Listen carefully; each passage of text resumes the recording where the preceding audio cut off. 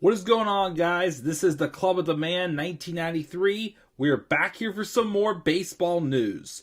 There's been some names, of course, that's been bigger names in this free agent market this offseason, and of course in the past year or so, since I've tried to talk some more baseball news on the channel. Some people I don't feel like I know that well to do a video on. Carlos Rodon is one that I feel like that I am not as familiar with, but I feel like I somewhat know him. Because he has kind of become a household name. A very strong left-handed pitcher the past 2 seasons, which of course was split with the White Sox in 2021 and the Giants in 2022. And now for the next 6 years, starting 2023, it'll be with the Yankees.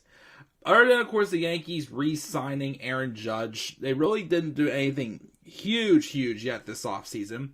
But they did sign probably one of the last, 9-figure names, possibly, for the season. But they have signed free agent starter Carlos Rodon to a 6-year, $162 million deal. Which, of course, they'll have a full no trade clause as well, and some signing bonuses that will run through Rodon's age 35 season. The past 2 seasons have been definitely the best seasons of Rodon's career. Before that, though, unfortunately, he was struggling. The best he had found himself was in 2015 when he had a 3.90 ERA, and 304 to third innings to the end of the following season.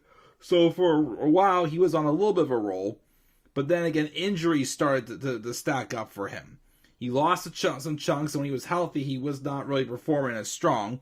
And he also would have Tommy John surgery in May of 2019, and he missed the remainder of that season and didn't come back till the tail end of 2020, making 4 starts, having an ERA over 8. Ouch. But then, of course, 2021, though, he was brilliant. He earned his first All-Star nod, and through the first half of the year, had a 2.31 ERA in over 89 2/3 innings in the first half. He, of course, was on his way to be a very good Cy Young candidate, but then he had some shoulder fatigue in August, and he only missed a couple weeks, but of course, his numbers dipped a little bit, but he still finished with a 2.37 ERA and 132 2/3 innings, giving him a 5th place finish in the Cy Young voting.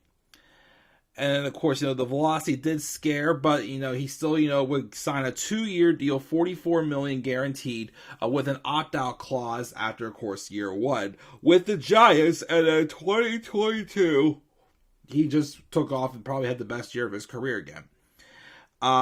He had stayed healthy and made 31 starts. He had a high 31 starts and 178 innings with a stellar 2.88 ERA. I think he had over 237 strikeouts as well and some good rates. Leading course for him to, want to opt out of his contract and test free agency and get a bigger deal that he most definitely does deserve. I mean, he's had a history of some health scares, of course, with some injuries, but hopefully this is him getting back on track. And I just say back on track because even before, and he was still doing he was like a 9-10, 9-11 record pitcher with a 4-something ERA. Now he's 13-5 or 14-8 with an ERA in the 2s, which of course is much needed for sure. He definitely will kind of somewhat replace Jameson Taillon in that Yankees starting rotation. He will, of course, be in there with Nestor Cortez, Luis Cervino, and Frankie Montas. And, of course, there's other, options for that rotation with Domingo Germán, Clark Schmidt, and prospect Randy Vasquez, of course. But Rodon definitely has himself a spot in that starting rotation. Good lefty upgrade, of course, for the Yankees. Again, the Yankees haven't made too much noise this offseason. We didn't see them grab any of the big four. Well, as of now, because you know Carlos Correa is still kind of up in the air, but him and the Mets are trying to work it out. But yes, they didn't get Trey Turner. They didn't get what's his face? Xander Bogaerts. They didn't get Carlos Correa, and they did not get Dansby Swanson. They did bring back Aaron Judge, and they didn't get like a Mitch Haniger though, or anybody else to go with them. But this though is a great addition to their rotation again, especially since they decided to move on again also from Jameson. Tyon as well, a good replacement.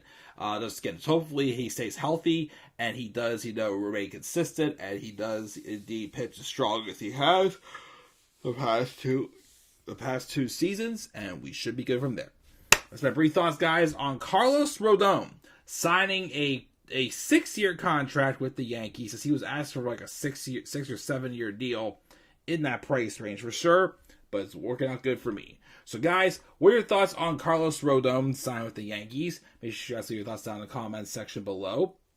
Be sure as always to slap a like on the video and subscribe for more content on my channel. And follow me on Twitter as well at the Club of the Man 93. And be sure as always to shout for Meatball Sub. And follow me on TikTok at the Club of the Man 1993. I'm checking out. I'll catch you guys later. As always, stay tuned for more baseball news.